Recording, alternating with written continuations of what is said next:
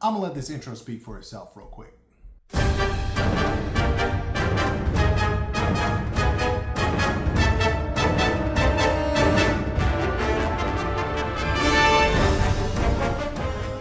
Works pretty well, right? Come on, Hunter. Let's find out why.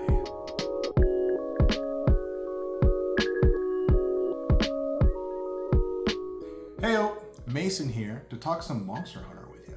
Now, this is my first Monster Hunter video, so take this as confirmation of my membership in the MH fan club. Also, this shirt. Now, I started my Monster Hunter journey with Try on the Wii, then went on to enjoy the heck out of World. And I'm really looking forward to checking out Wilds as soon as I can. Definitely want to do some videos on the music from that game. But I figured it would behoove me, if people still say that, to do a video on one of my favorite tracks from Monster Hunter World. That being Savage of the Ancient Forest by Yuko Komiyama. Now, I know that this theme plays for a lot of the large monsters in the Ancient Forest locale, and Rathalos is the true apex of the area. However, I personally consider this to be Anjanath's theme. I feel like that monster really fits the Savage title, and I'm sure we've all had a mini heart attack during a moment like this with Anjanath. Go, go, go, go, go, go, go, go! Can't reach me here, bozo! Oh no! With that music in the background, perfection. How's about we head into the Ancient Forest? Now, let's talk about that introduction we heard at the top of this video. So, the first thing we hear is a short syncopated melody played by the brass. Now, this gets repeated twice more, but slightly differently each time. Each time it moves up by a half step. So we start in G minor, move up to A flat minor, and then finally up to A minor. This repeating pattern of music that shifts each time is referred to as a sequence.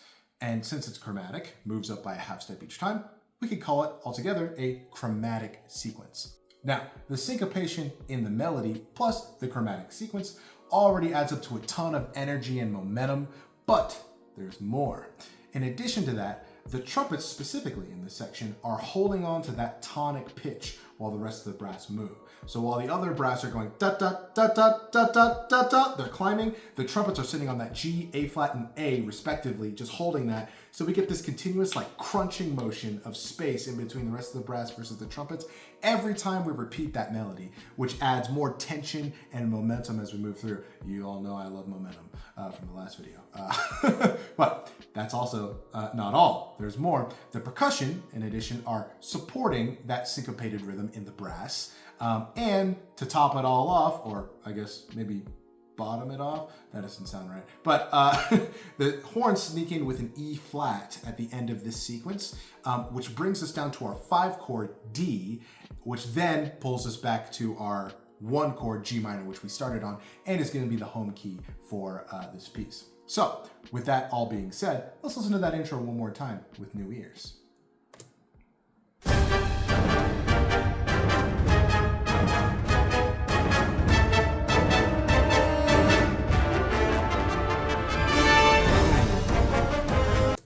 And now we're in the main body of the piece. Moving on to the next section, what I refer to as the A section, or the jungly section, because I couldn't come up with a better word than that. We're gonna break this down a little bit. We're gonna listen to it 2 different times. The first listen that we're gonna do, we're gonna listen for the basic building blocks, the basic ideas. 2 main ideas in this section. The first is a syncopated ostinato that is played in the low brass and percussion. And what an ostinato is it's just a repeating pattern of music, but it's not gonna change each time like our sequence did. It's gonna stay basically the same. Here's what that one sounds like.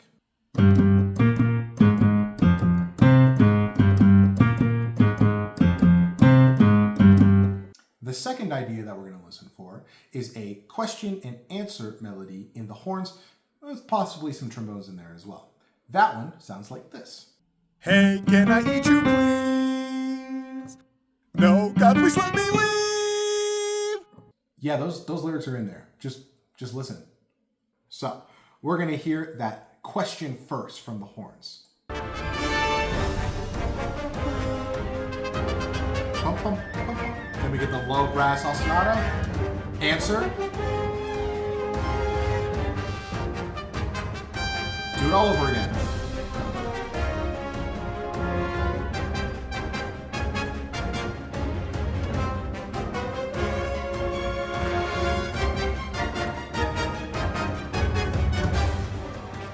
Nice. Okay, so did you hear it? Cool. Now, those were the basic building blocks of this section. But now we're going to listen for the things between those elements. And by doing so, we'll see that there is always something driving this piece forward, the kind of glue and texture that brings everything together. Okay? Now, the first time that we hear all of this music, the first thing that we hear is the horn question melody that we talked about. Okay? Immediately following this, we have a trumpet interjection with some straight mutes that really make the trumpets bite through the texture here. And if you are not aware of what a mute is for a brass instrument, it is essentially like a little metal tube or a cup. They're not all necessarily metal, but in this case, with a straight mute, that's what this one is, essentially a piece of metal that goes inside of the bell of the instrument, and it gives it more of a nasally kind of closed off quality, unless you get some extra bite out of the horn. Okay, and this one's a trombone one. It's a little bit bigger than the trumpet one. Trumpet one's maybe about this size in comparison. But since I'm a trombone player, I have a trombone straight mute. And I'll go ahead and demonstrate the difference for you.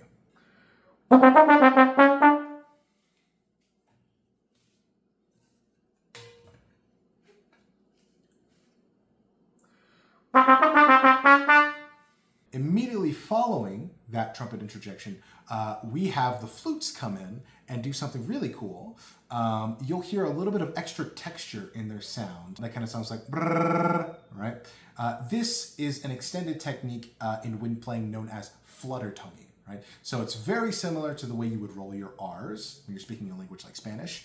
That kind of brrrr sound. Essentially, players will do that while they're playing, and it'll add that texture to the sound, and it makes a really cool effect. In this case, almost sounds like they're mimicking bird calls, but up to personal interpretation, but it's a really cool effect. So let's check out some of that. Here we go. So we'll hear the horn question melody, and then we'll hear the trumpets and the flutes come in right after. Trumpets. Did you hear it? Yeah, the little brrrr. Yeah. So really cool effect there. Moving on from there, when we have the answer come in from the horns now, we get, in place of that trumpet interjection we just had, we get a series of string cascades. And then immediately after, we have another trumpet interjection that quotes another very famous piece of Monster Hunter music. See if you can figure out what it is. Here come the strings.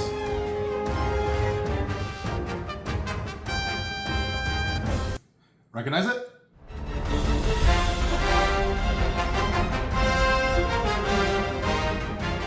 Proof of a hero, right?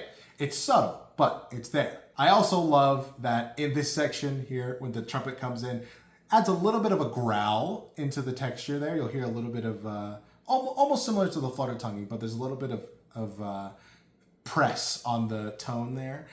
And I like to picture our palico getting in on the action here. So listen to that one more time.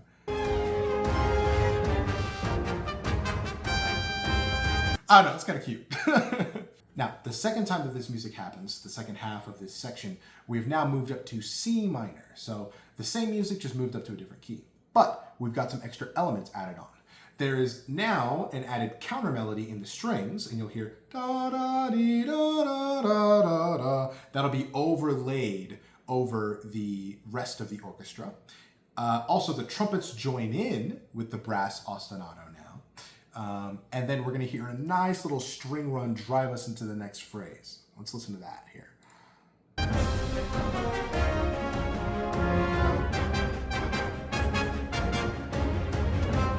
All right, hear how the strings drive us through there, okay? And then in this last portion of the horn answer, we're gonna hear bum, bum, bum, bum, bum, bum, and then the strings are gonna echo that da, da, da, right? And extend that phrase. And then we're gonna hear my favorite part of this section is what sounds like the brass and the strings kind of doing a tug of war back and forth, bup, bup, bup, bup, bup, bup, bup, right? But it's just the brass continuing that syncopated figure and the strings playing continuous eighth notes. But together, it sounds like they're kind of going back and forth and kind of fighting each other. So I'll back up just a little bit so we can hear that. The strings are going to drive us through.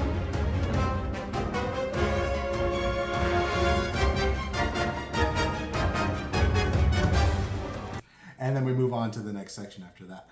So we won't listen to the whole thing through again, but with all of that together, we get this really kind of chaotic and frenetic section with the melody being passed around, the orchestra a ton, and all these elements that come together that really add the kind of danger and energy that we come to expect from Monster Hunter. Now, let's move on to this next section, the transition, before we get to our B section. I'm just going to play this one through, and then we're going to talk about it. So.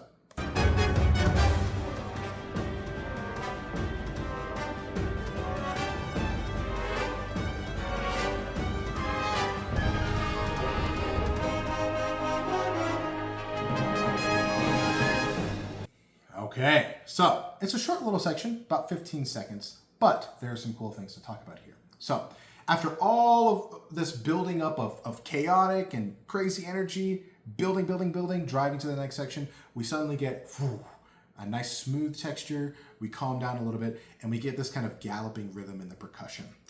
In addition, our meter originally was in 4, right? 1, 2, 3, 4. Now we switch over to a 3 pattern. 1, 2, 3, 1, 2, 3, okay? And I'll demonstrate that when we play it again. But this all in the background sets up a nice canvas for our strings, and particularly our violins, to just go crazy with the runs. You'll hear a ton of really crazy technique. You probably heard it a second ago. And in addition to support this, the brass in the back are emphasizing beat 3. You'll hear a 1, 2, 3, 1, 2, 3, 1, 2, 3, that kind of thing, keeping that momentum driving, even though the energy has dropped down a level, right? Let's listen to that one more time, now that we've got those observations to listen for. So, here we go.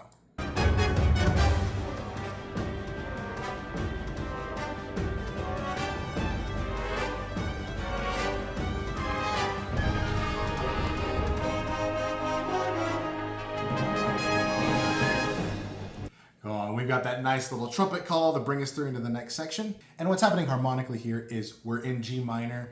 At the end there, we shift up to A flat to build some tension, and then go right back to G minor into our B section, which I like to refer to as the flow state section. Let's check this one out.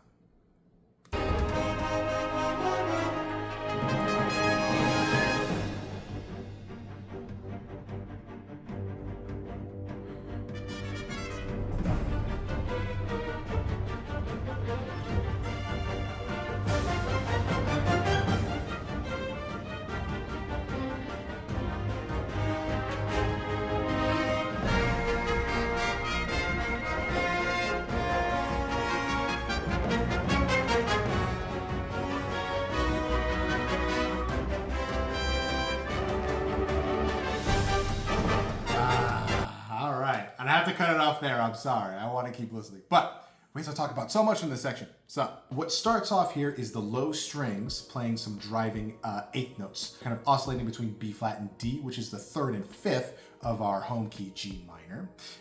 And then we have this really cool muted trumpet call that comes in that I saw a comment on another video of this track that someone said it reminded them of Star Wars. And I feel the same way. It has a sort of John Williams-esque quality to it that's really cool. And then immediately following that, we have this super cool string phrase. It's so short, but the cool thing about this is the beginning, just first couple notes are harmonized in fifths before it continues in unison where they play the same thing. But those first couple notes add so much color. It's incredible. I just love it. It's just a slight little detail that adds so much finesse to it. And then immediately following that, we're gonna hear another quote of a different piece of Monster Hunter music, specifically from this game. So I've said a decent amount of things. Let's listen to some of that right now. So let's check some of that. So we're gonna have the driving eighths and the low strings, the muted John Williams-esque trumpet, then the string phrase harmonized in fifths, and then we're gonna have a quote. Let's see if we can hear that. So.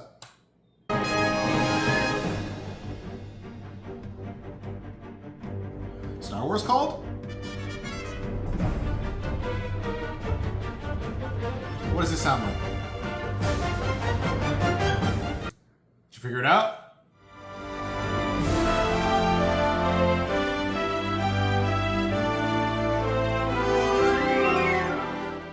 That's right, it stars at our backs, the main theme of Monster Hunter World. It's incredible how much these different quotes from different tracks are snuck into this piece. It's so cool. Such a small detail, but it adds so much to it.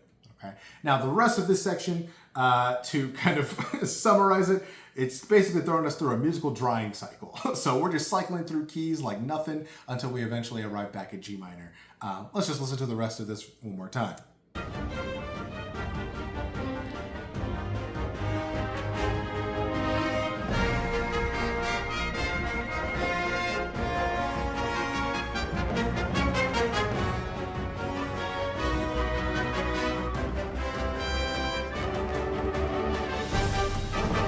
All right, and then we finally arrive at the final section of this piece, what I refer to as the C section, because we went A, B, C, or better yet, the Back with a Vengeance section, because the repeating material from the intro has returned, but with a ton of extra dissonance added on top by the trumpets. The trumpets are essentially just playing every single note that they can to try and add as much dissonance into this as possible. It's so cool.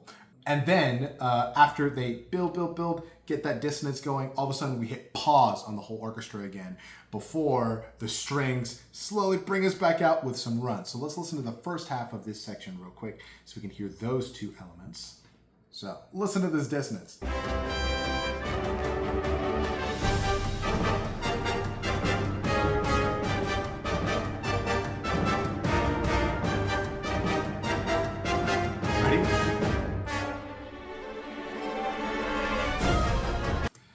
Then, right, after the strings bring us back out of that kind of that forte piano where the whole orchestra kind of gets quiet and then crescendos back in, we now move up to the key of B flat, and we get a bunch of layers going on at the same time. So we've got the brass playing different permutations of the syncopated intro material that we had at the very beginning.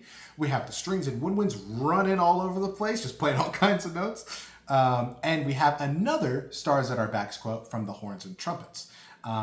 Following that, we move up to D minor, so another key change.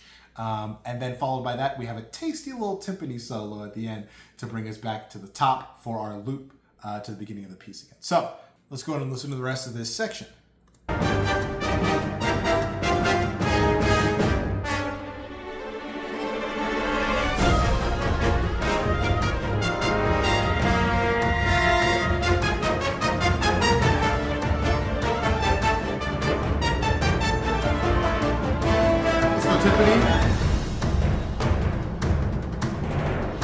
And we're back to the top. This track is such a treat to listen to every single time. It's obvious from the amount of OST videos and the enthusiasm in the comments of those that people absolutely love this theme. And we have Yuko Komiyama to thank for that. The great thing is she's not a newcomer to Monster Hunter. She has tracks featured in Monster Hunter 2, Freedom 2, Freedom Unite, and wrote some of the most iconic tracks in Monster Hunter Tri, including the infamous Lagiacrus and Devil Joe themes. So if you want to hear more, there's more out there. Anyway, I hope you enjoyed the video. Check out some of my original video game music on this channel if you're so inclined, and I'll catch you in the next one. Take care.